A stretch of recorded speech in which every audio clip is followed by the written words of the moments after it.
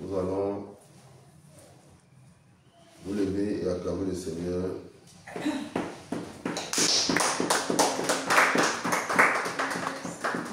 Gloire à Dieu.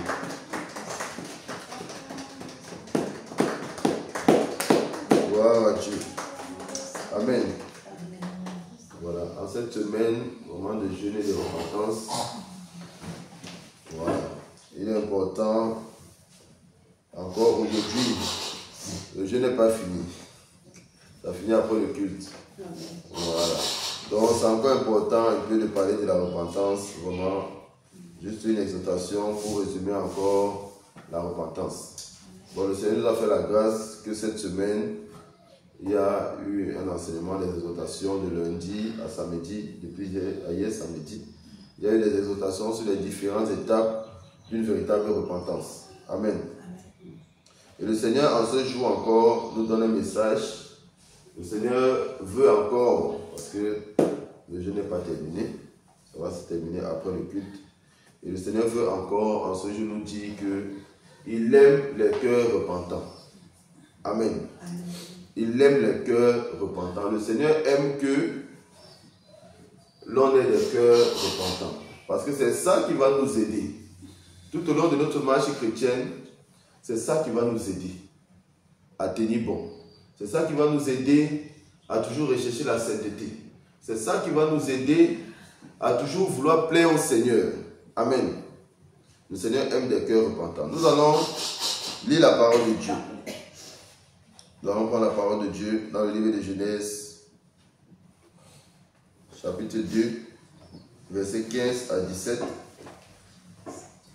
Genèse, chapitre 2, versets 15 à 17. Si une servante de Dieu trouve ce passage, elle peut nous le lire. Genèse, chapitre 2, versets 15 à 17.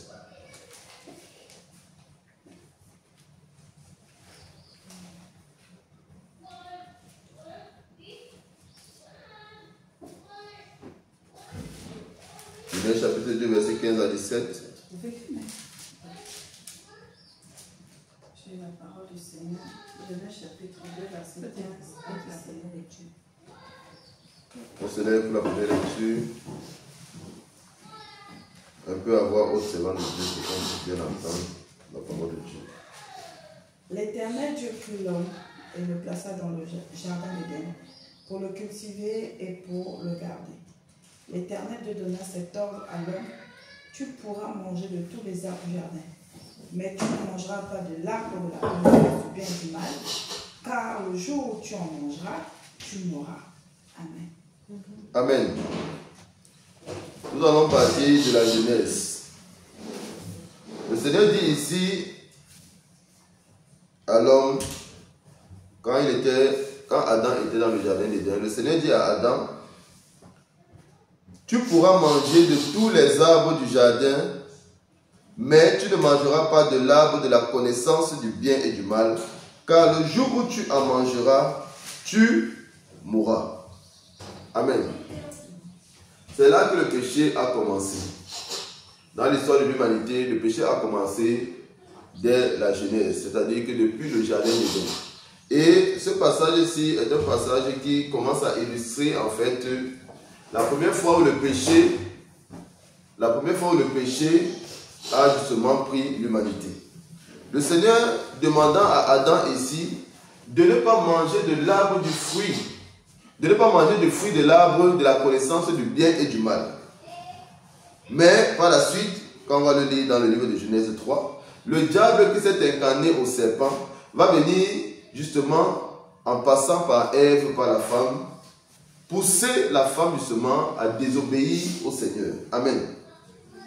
Et la femme va aller vers son mari, vers Ève, vers Adam, pour lui donner la pomme, et lui aussi va prendre, il va manger. Bon, ce qui fait que les deux ont péché. Maintenant, le Seigneur, nous allons lire ce passage. Dès que le Seigneur constate que l'homme et la femme, justement, ont désobéi à sa parole, à sa volonté, à ses recommandations. Parce que c'est ça le péché. Le péché, c'est désobéir aux directives du Seigneur, désobéir à la volonté de Dieu. C'est pour ça qu'il y a une sœur qui m'avait dit que, quand je lui avais parlé du dépouillement, Elle m'a dit que ce n'est pas dans les 10 commandements. Parce que pour elle, le péché, c'est les 10 commandements. Le péché, ce n'est pas seulement les 10 commandements. Le péché, c'est toute action contraire à la volonté de Dieu. Tout ce que nous faisons de contraire aux directives du Seigneur, c'est un péché. Amen. Le Seigneur, dans le cadre du jardin d'Éden, ici, à l'époque, le Seigneur avait dit à Adam, il ne faut pas manger ce fruit-là. Il est allé manger. Donc c'est un péché. Tout simplement. Si le Seigneur te parle, quand tu te lèves le matin, le Seigneur te dit, ma servante, aujourd'hui ne sors pas de ta maison. Passe toute la journée dans ta maison. Si tu sors de ta maison, tu as péché. Amen. C'est un péché. Tu ne vas pas dire que c'est écrit où dans la parole de Dieu que on ne va pas sortir de la maison, on doit rester dans la maison. Bon, ce n'est pas écrit que tu ne dois pas sortir de la maison, ça c'est vrai. Mais Dieu lui t'a dit, ne sors pas de la maison. Toi tu es sorti. Donc tu as fait un péché. Tu as commis un péché. Amen. Le péché, c'est toute action contraire à la volonté de Dieu. Le péché, c'est toute action contraire aux directives du Seigneur. C'est ça la définition du péché. La transgression de la loi. Mais c'est Dieu qui établit la loi. Amen. Donc lorsque Dieu te donne une loi et que tu transgresses cette loi, tu as commis un péché. Maintenant, nous allons voir quelle est l'attitude. Quelle a été l'attitude de Adam. Adam, lui qui était le premier homme que Dieu a créé. Quelle a été son attitude? Nous allons lire ce passage dans le livre de Genèse chapitre 3. Genèse chapitre 3, les versets 9. Genèse chapitre 3, les versets 9 à 14. Je vais lire ce passage. L'attitude de Adam après avoir péché. Mais l'Éternel Dieu appela l'homme et lui dit, où es-tu? Parce qu'en réalité, Adam, lorsqu'il a péché, au lieu d'aller vers le Seigneur, il est allé se cacher. Amen. Au lieu d'aller vers le Seigneur, au lieu de se rapprocher de Dieu. Parce que lorsqu'on pêche, il n'y a que Dieu qui peut encore nous aider. Lorsque nous sommes dans des problèmes, il n'y a que Dieu qui peut nous aider. Mais aujourd'hui, en tant que chrétiens, lorsque nous péchons, lorsque nous faisons des choses contraires à la volonté de Dieu, au lieu d'aller vers le Seigneur, ou bien lorsque même nous sommes dans les problèmes, au lieu d'aller vers le Seigneur, nous avons tendance même à laisser le Seigneur. Comme je disais encore hier, pendant que je dirigeais, tu es dans les problèmes, tu es dans les persécutions. Au lieu d'aller vers le Seigneur pour qu'il résoudre, il t'aide à sortir dans les problèmes, tu dis que non, tu laisses, tu ne pries même plus. Tu n'as plus envie de prier, tu n'as plus envie de méditer la parole de Dieu, tu n'as plus envie de chercher la face du Seigneur. Alors que c'est lui qui peut t'aider à sortir de là. Amen. C'est pour ça que même dans le péché, même dans les difficultés, ne tombons pas dans le piège du diable qui est de vouloir nous écarter de la présence de Dieu. De vouloir nous sortir, nous éloigner du Seigneur. Ça c'est un piège parce que le diable lui il est très rusé. Le Seigneur l'appelle le rusé.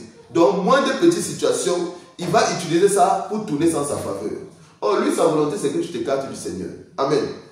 Et c'est ce qu'il a réussi à faire ici avec Adam. Adam qui a péché, le diable est allé mélanger ses pensées. Lui au lieu d'aller vers le Seigneur, il allait se cacher.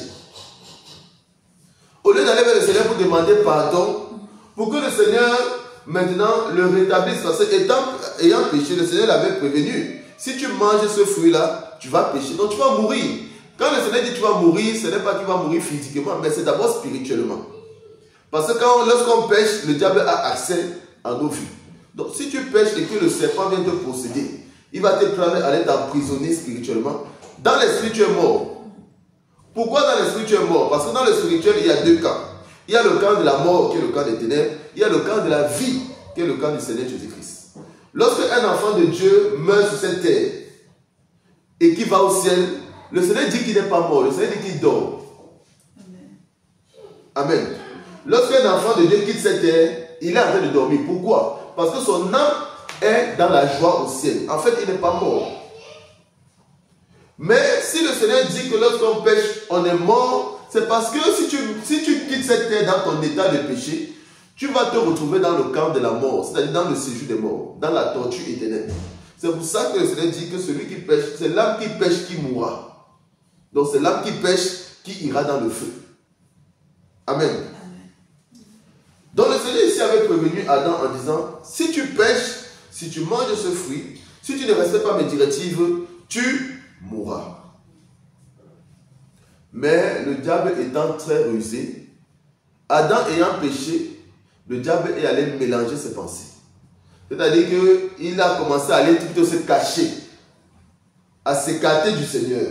Mais le Seigneur, même dans sa miséricorde et dans son amour, n'a pas voulu le laisser dans cet état. C'est pour ça que le Seigneur a dit, mais où es-tu? Bon, le Seigneur connaît où il est. Mais le Seigneur voulait que lui-même, en fait, il puisse prendre conscience de son état et revenir au Seigneur. C'est pour ça que le Seigneur lui a dit, où es-tu? C'est la même chose que le Seigneur avait posé à Caïn, quand il avait tué son frère. Il dit, qu'as-tu fait? Mais le Seigneur connaît ce qu'il a fait. Mais le Seigneur lui demande, qu'as-tu fait? Parce que le Seigneur veut que ce soit lui-même qui prenne connaissance. Il prenne conscience qu'il a mal agi. Parce que c'est quand tu prends conscience que tu as mal agi, que tu peux sincèrement demander pardon. Si tu banalises ton péché, si tu banalises ce que tu as fait, si tu ne reconnais pas ce que tu as fait, tu ne peux pas sincèrement demander pardon parce que même si tu demandes pardon au Seigneur et qu'il te pardonne, tu vas aller refaire. Or, le but, c'est de ne plus refaire, c'est de ne plus commettre le péché. Le but, c'est d'avancer de sanctification en sanctification. Amen. Donc, le Seigneur lui a dit, où es-tu? Et Adam répondit, le verset 10, j'ai entendu ta voix dans le jardin et j'ai eu peur parce que je suis nu et je me suis caché. Parce qu'il est nu. Quand il dit qu'il est nu, en fait, c'est parce qu'il est dans un état de péché. C'est pour ça qu'il dit qu'il est nu. Parce qu'il est dans un état de péché. Et il dit qu'étant dans cet état de péché, il dit qu'il a eu peur. En réalité, spirituellement, c'est que le diable est allé mettre en lui des pensées de peur. Tout comme le diable met en nous des pensées je sais pas, de honte, même parfois de doute. En fait. C'est pour ça qu'il faut comprendre ce passage dans l'esprit. Quand il dit qu'il a eu peur, c'est le diable qui fait ça. Tout comme il y a notre soeur qui était là, qui avait peur. En fait, c'est le diable qui fait ça. Parce qu'il sait que la peur là, ça te met le doute. La peur là, ça fait que tu n'as plus confiance en Dieu. Pourtant, Adam connaît le Seigneur mieux que Ève. Et il sait que Dieu est miséricordieux. Ça, il le sait. Mais il a quand même eu peur de Dieu. Amen. Alors qu'il a la connaissance. C'est pour ça que le diable est passé par Ève pour les faire tomber tous les deux. Parce que Adam, lui, il avait la connaissance de Dieu. Mais Ève n'avait pas la connaissance de Dieu. Mais malgré sa connaissance, il est quand même tombé dans la peur.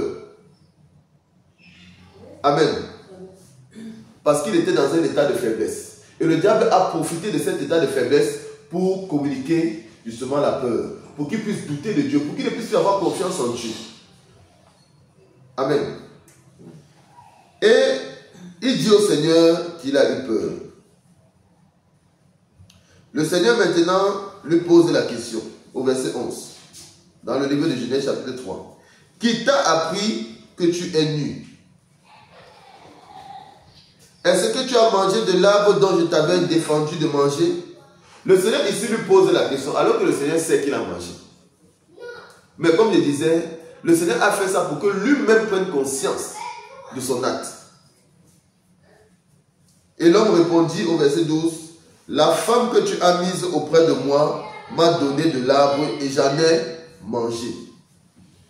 Amen. Il dit que c'est la femme que Dieu a mis à côté de lui là qui a fait qu'il a péché. C'est-à-dire qu'il pêche, au lieu de reconnaître qu'il a péché, mais il va plutôt encore accuser Dieu. Là, il a accusé Dieu. Parce qu'il dit que Dieu, c'est à cause de toi là. Parce que tu as mis cette femme là à côté de moi. Comme tu as mis cette femme à côté de moi, c'est elle qui a fait que j'ai péché. Donc lui, il accuse Dieu. Et ça, c'est des comportements que le Seigneur ne veut pas que nous ayons. Lorsque nous avons péché, n'accusons pas nos frères, n'accusons pas nos soeurs. Tu vois, lui aime accuser Dieu. N'accusons pas le Seigneur. Lorsque Ève est venue pour lui donner à manger, il pouvait refuser. Il pouvait lui dire, lui ayant la connaissance du Seigneur, la connaissance de la parole de Dieu, il pouvait dire, non, je ne mange pas parce que le Seigneur m'a dit que ce n'est pas bon. Il pouvait toujours refuser. Amen. Mais il est allé accuser Dieu.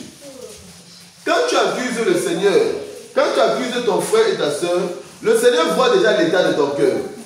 Il sait que toi-même déjà tu n'es pas reconnaissant, tu n'es pas conscient de ce que tu as péché. Et dans un tel état d'esprit, tu ne peux pas sincèrement demander pardon à Dieu. Parce que tu vas toujours recommencer la même bêtise. Amen. Tu vas toujours recommencer la même bêtise. Il faut aller dans la chambre avec eux. Tu vas toujours recommencer la même bêtise. Mais le Seigneur aussi demande à Ève, dans le verset 13, Dieu dit à la femme, pourquoi as-tu fait cela? Et la femme répondit, le serpent m'a séduite et j'en ai mangé. Il y en a aussi quand ils viennent devant le Seigneur pour demander pardon, ils disent, oh Seigneur, c'est la faute du diable, c'est les démons. Que c'est à cause des démons que vraiment, moi j'ai menti, j'ai pas... C'est le dragon qui est en moi là qui a fait que je me suis mis en colère. Amen. C'est le dragon qui est en moi qui a fait que je me suis mis en colère, Seigneur. C'est pour ça que je me suis mis en colère. Donc on accuse les démons. Bon, même si les démons peuvent être pour quelque chose, le Seigneur veut que quand tu viens devant lui, que toi-même tu reconnaisses ton état, ce que toi tu as fait. Parce que même si c'est le dragon qui a fait là, c'est ton corps qui a agi. Ton corps t'appartient, ça n'appartient pas au dragon. Amen. C'est pour ça que le Seigneur veut que nous puissions venir devant lui d'un cœur sincère. La sincérité de notre cœur. Le Seigneur dit dans sa parole, approchez-vous de l'Éternel d'un cœur sincère. Et ici on voit que ce soit l'homme, que ce soit la femme, ils n'ont pas été sincères. Ils ont péché, au lieu de reconnaître leur péché, ils n'ont pas reconnu. Ils ont plutôt accusé l'autre. Amen. Et le Seigneur dit au verset 14, l'Éternel Dieu dit au serpent, puisque tu as fait cela, tu seras maudit. Donc le Seigneur ici va commencer à déclarer les paroles de malédiction. Bon, envers le serpent, envers l'homme et envers la femme. Pour nous dire quoi? Pour nous dire que lorsqu'on pêche et que l'on ne vient pas sincèrement se repentir auprès du Seigneur, on tombe sous la malédiction. Amen. On tombe sous la malédiction. C'est pour ça que le diable a accès à nos vies. Parce que le péché ouvre les portes au monde des ténèbres dans nos vies. Et lorsqu'on pêche, le Seigneur attend de nous de venir nous repentir sincèrement. Le Seigneur attend de nous que nous puissions avoir un cœur repentant. C'est-à-dire un cœur qui regrette nos péchés. Mais lorsque nous ne nous comportons pas de la sorte, le diable va avoir accès à nous parce que nous-mêmes, nous sommes allés entrer dans la malédiction. Amen. Le Seigneur dit même le juste tombera cette fois. Mais cette fois-là, il va se relever. Pourquoi? Parce que celui qui est juste, c'est celui qui connaît que lorsque je tombe, je dois aller pleurer auprès du Seigneur pour qu'il vienne m'aider à me relever. C'est ça le juste. Amen. C'est ça le juste. Lorsqu'on fait des choses qui ne glorifient pas le Seigneur, apprenons à aller vers le Seigneur et demander sincèrement pardon. Amen. Nous allons prendre un autre passage pour expliquer un peu ce que le Seigneur attend de nous. Ici, le Seigneur dans le livre de la Genèse nous montre ce que lui ne veut pas que nous manifestions comme comportement. L'attitude de Adam et de Ève sont des comportements à ne pas avoir en tant que chrétiens. Parce que ça a fait qu'ils ont été chassés du jardin d'Éden. Ils ont été chassés de la présence de Dieu. Amen. Ça a fait qu'ils ont été chassés de la présence de Dieu. Le Seigneur nous enseigne ici que si nous avons de tels comportements, nous allons être écartés de sa présence. Nous allons nous éloigner de lui. Et il dit dans le livre d'Ésaïe, chapitre 59, que ce sont nos péchés qui nous éloignent de sa face. Amen. Et ça, il a fait depuis le jardin d'Éden. Donc c'est à nous maintenant, en tant que chrétiens, de tirer des leçons. Il faut le retirer là. C'est à nous, en tant que chrétiens, de tirer des leçons. Amen. Et de ne pas nous comporter comme Adam et Ève se sont comportés depuis le jardin d'Éden. Et le Seigneur, tout au long de sa parole, il nous avertit sur le fait que le péché là, c'est quelque chose que lui déteste. Le péché là, Dieu déteste ça. Donc nous devons travailler à ne pas tomber dans le péché. Que ça nous plaise, que ça ne nous plaise pas. Si on dit qu'on est chrétien et qu'on veut aller au ciel, nous devons travailler à ne pas pratiquer le péché. Amen. Si on n'arrive pas, on prie, on demande au Seigneur. Lui, il est là pour nous aider. On dit, Seigneur, aide-nous. Amen. Donc ici, le Seigneur nous montre l'attitude que nous ne devons pas avoir lorsque nous tombons dans le péché. C'est-à-dire, tomber dans la peur, tomber dans le doute, tomber dans les questionnements. Nous ne devons pas manifester ce genre de comportement. Nous éloigner de lui, éviter de prier, ne plus prier parce qu'on dit qu'on a péché, fuir nos frères, fuir nos soeurs, fuir l'église parce qu'on dit qu'on a péché. C'est des comportements à ne pas avoir. Ne plus méditer la parole de Dieu parce qu'on dit qu'on a péché. On dit que est-ce que Dieu peut encore nous pardonner? Il y en a qui se posent la question que est-ce qu'avec tout ce que j'ai fait, Dieu peut encore nous pardonner? Ça, c'est le diable qui vient mélanger les pensées. Parce qu'il veut que tu fuis le Seigneur. Et si tu fuis le Seigneur, il va encore profiter pour bien te frapper. Amen. Donc, c'est des comportements à ne pas avoir. Maintenant, nous allons prendre le livre de Luc pour voir maintenant quel comportement nous devons avoir lorsque nous nous écartons du Seigneur, lorsque nous tombons dans le péché. Dans le livre de Luc, chapitre 15, versets 11 à 23. Luc, chapitre 15, versets 11 à 23.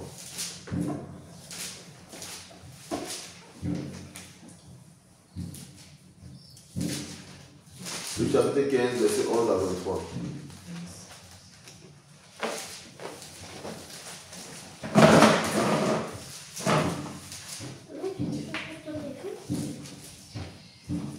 Chapitre 15, verset 11 à 23.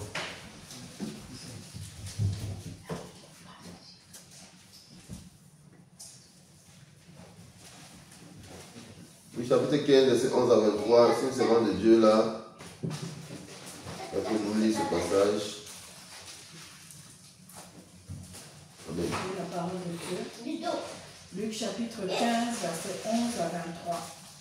Il dit encore, un homme avait 2 fils.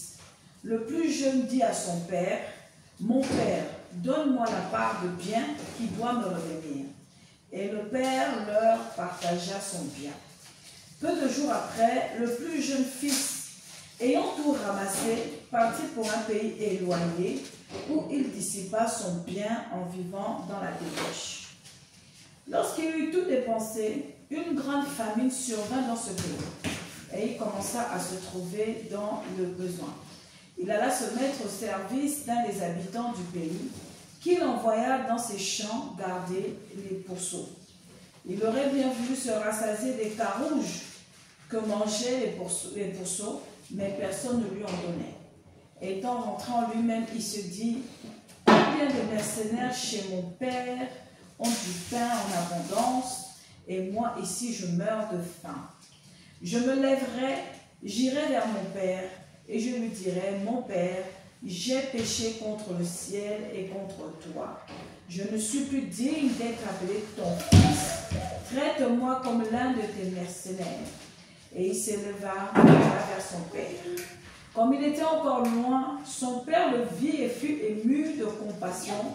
Il courut se jeter à son cou et le baisa. Et le fils lui dit, « Mon père, j'ai péché contre le ciel et contre toi. Je ne suis plus digne de t'appeler ton fils. » Mais le père dit à ses serviteurs, « Apportez vite la plus belle robe et l'en revêtez. Mettez-lui un anneau au doigt et des souliers aux pieds.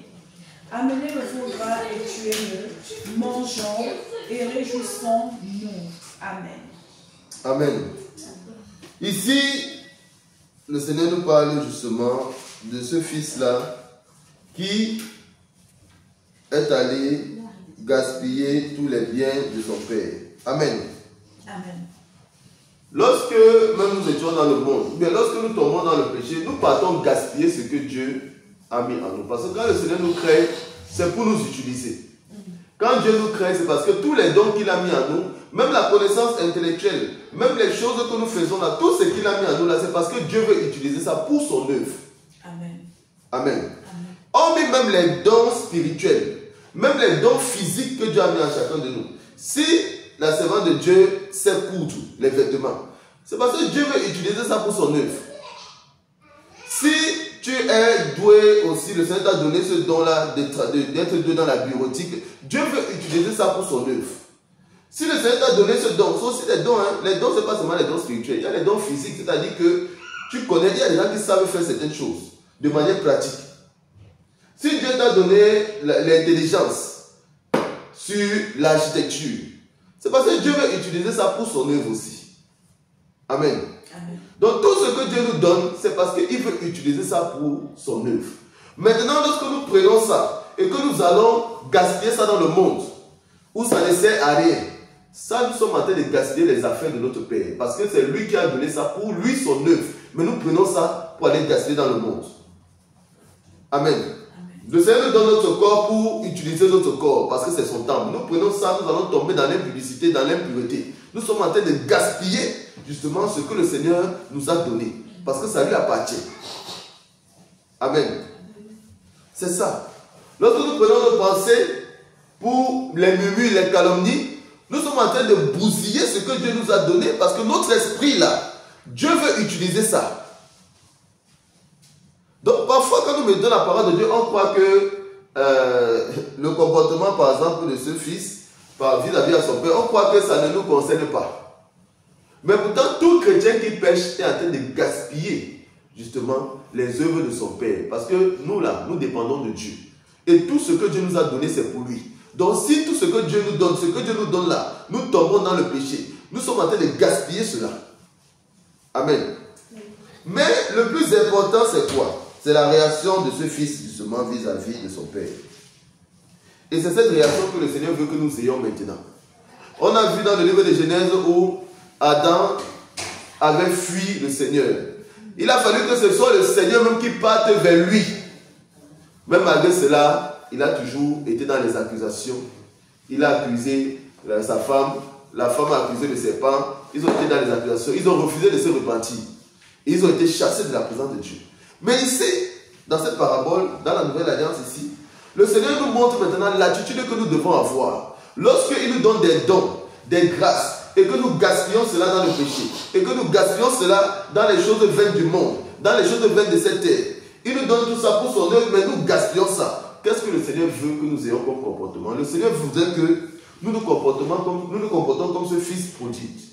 Qu'est-ce que lui il a fait? Il va lire la parole. À partir du verset 17, dans le livre de Luc chapitre 15, à partir du verset 17. Qu'est-ce que ce fils a fait? Après s'être rendu compte qu'il a gaspillé justement les œuvres de son père, qu'est-ce qu'il a fait? La parole de Dieu nous dit, étant rentré en lui-même, il est entré en lui-même. Il n'est pas allé chercher quelqu'un pour accuser, comme Adam a fait, en accusant sa femme. Il n'est pas allé chercher son frère en disant que c'est parce que c'est mon frère là, Dieu aime trop mon frère, c'est pour ça que j'ai fait ceci, c'est parce que mon père... non, il n'est pas allé accuser son père, il n'a pas accusé Dieu, il n'a pas accusé son frère. Mais lui-même, il s'est regardé d'abord. Il s'est regardé. Il est entré en lui-même. Et il dit, combien de mercenaires chez mon père ont du pain en abondance et moi je meurs de faim? Je me lèverai et j'irai vers mon père et je lui dirai, mon père, j'ai péché contre le ciel et contre toi. Donc il analyse sa vie, il analyse son comportement, il analyse son attitude. C'est ça, entrer en soi-même. Donc il reste là, il fait une analyse sincère de comment il est, de ce qu'il a fait. Et lui-même il dit, je me lèverai et j'irai vers mon père. C'est cette attitude-là que le Seigneur veut que nous ayons. Et non fuir sa présence, mais nous devons plutôt venir à lui. Malgré notre état de péché. Même si le péché fait que nous sommes souillés à ses yeux, même si le péché nous donne une mauvaise odeur spirituelle, le Seigneur veut que nous venions à lui malgré cette mauvaise odeur-là qui est sur nous à cause du péché. Mais le Seigneur, malgré cette mauvaise odeur, parce qu'il nous aime, si nous venons à lui d'un cœur sincère, d'un cœur repentant, il sera agréable, ça va lui être agréable de nous écouter. Malgré la mauvaise odeur qui est sur nous à cause du péché. Comme je disais, quand tu es dans un état de péché, la seule prière qui peut être agréable pour le Seigneur, c'est quand tu viens avec lui pour te repentir. Quand tu viens avec le Seigneur pour te repentir. C'est la seule chose que Dieu là, Quand il voit que tu es dans le péché là, il est content de t'entendre. Amen. Amen. Donc étant entré en lui-même, en analysant sa propre vie, sa situation, il a dit qu'il va se lever pour aller vers son Père. Et qu'est-ce qu'il dit? Il dit, mon Père, j'ai péché contre toi et contre les hommes. C'est ça que Dieu veut que nous, c'est comme ça que Dieu veut que nous nous comportions. Et non toujours vouloir accuser les autres. Et non toujours vouloir accuser nos parents. Et non toujours vouloir accuser nos frères, nos soeurs. Et non toujours vouloir accuser nos responsables. Et non toujours vouloir accuser nos enfants. Ou bien accuser les démons. Non, non. Même la femme a accusé le serpent. Mais Dieu a dit non, il n'est pas d'accord. Il a puni, il a maudit la femme. Il a chassé du jardin d'Éden. Donc même démon là, Dieu ne veut pas qu'on accuse les démons. Dieu veut que nous nous regardons nous-mêmes. Nous analysons nos vies, nos manières de penser, nos caractères, nos comportements, de manière sincère et honnête, afin de venir devant lui et reconnaître que oui, on a péché. Et qu'est-ce que le Fils a fait? La parole de Dieu nous dit, il se leva et alla vers son Père. Comme il était encore loin, son Père le vit et fut ému de compassion, et il courut se jeter à son cou et le baisa. C'est-à-dire que le Père a vu son Fils de loin, il était déjà ému de compassion. Et c'est ça le Seigneur. C'est ça la réaction du Seigneur, qui est notre Père. Lorsqu'il nous voit de loin, en train de venir vers lui, avec un cœur repentant, avec un cœur qui regrette sincèrement ce qu'il a fait, le Seigneur même à distance est déjà ému de compassion. C'est-à-dire qu'il est déjà prêt à nous accorder, à nous donner sa miséricorde. Parce que lui, il a vu l'état de notre cœur. Amen. Amen.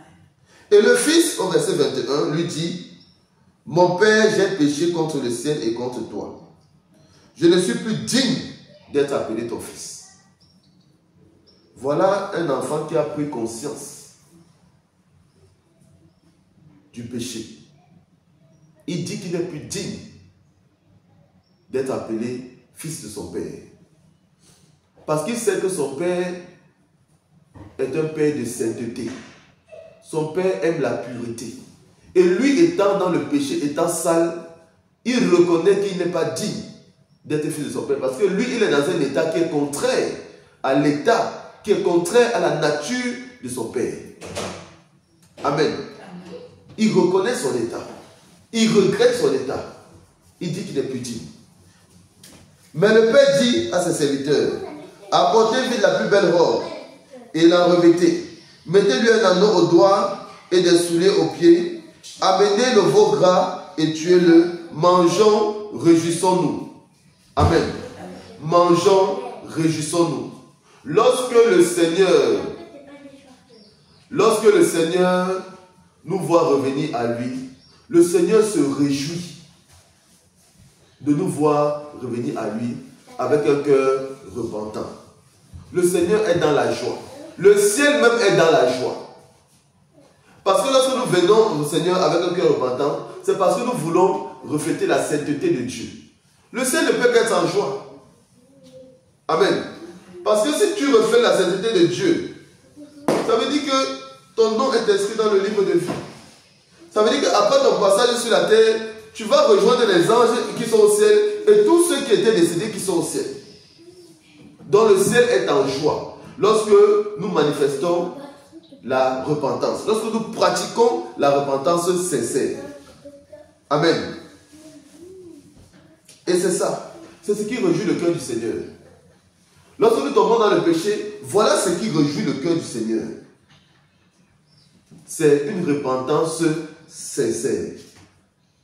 Et avec la repentance sincère, le Seigneur nous délivre. Avec la repentance sincère, le Seigneur nous guérit. Comme il le dit dans 2 Chroniques, chapitre 7, verset 14. Je guérirai ton pays. Je te guérirai. Si tu viens, si tu te détournes de tes voies. Si tu pries, tu t'humilies devant moi et tu renonces à ton péché, je te guérirai. Il y a la guérison dans la repentance. Il y a la délivrance dans la repentance sincère. Il y a la libération dans la repentance sincère. Il y a même la bénédiction dans la repentance sincère. Le Seigneur même te bénit parce que son cœur est en joie. Il est content. Quand Dieu est content, il bénit. Amen. Voilà l'importance de la repentance sincère. C'est la délivrance, la guérison, la sanctification pour pouvoir aller au ciel. C'est la vie éternelle. Manifester le fruit de l'esprit. C'est ça une repentance sincère. C'est pourquoi nous puissions manifester le fruit de l'esprit. Parce que même après être délivrés, ayant même le Saint-Esprit, même si nous avons une robe blanche et qu'il n'y a pas de taches, il y a encore des caractères là qui ne glorifient pas le Seigneur. Il y a encore des pensées là qui vraiment ne glorifient pas le Seigneur. Et dans une repentance sincère, quand tu manifestes ces pensées là, tu viens pleurer auprès du Seigneur. Et le Seigneur vient maintenant, il enlève ces semences là qui font que tu as encore des mauvaises pensées. Quand des caractères bizarres, tu pleures auprès du Seigneur, dans toute repentance sincère, il enlève ces caractères bizarres là. Et c'est comme ça que tu es en train d'évoluer dans la sanctification. Et plus tu montes dans la sanctification, plus aussi la puissance de Dieu agit au travers de ta vie. Parce que tu es en train de tendre vers la nature de Dieu, qui est la sainteté, qui est la pureté. Amen. Voilà l'importance d'une repentance sincère. Et le Seigneur voudrait que, en ce temps de fin de jeûne de repentance, le Seigneur attend de nous que nous puissions avoir un cœur repentant. Tout au long de notre marche chrétienne, nous devons avoir un cœur repentant. Amen. Que le Seigneur nous bénisse, que sa grâce se repose sur nous. On va se lever et acclamer le Seigneur pour l'exhortation de ce jour, pour son message de ce jour.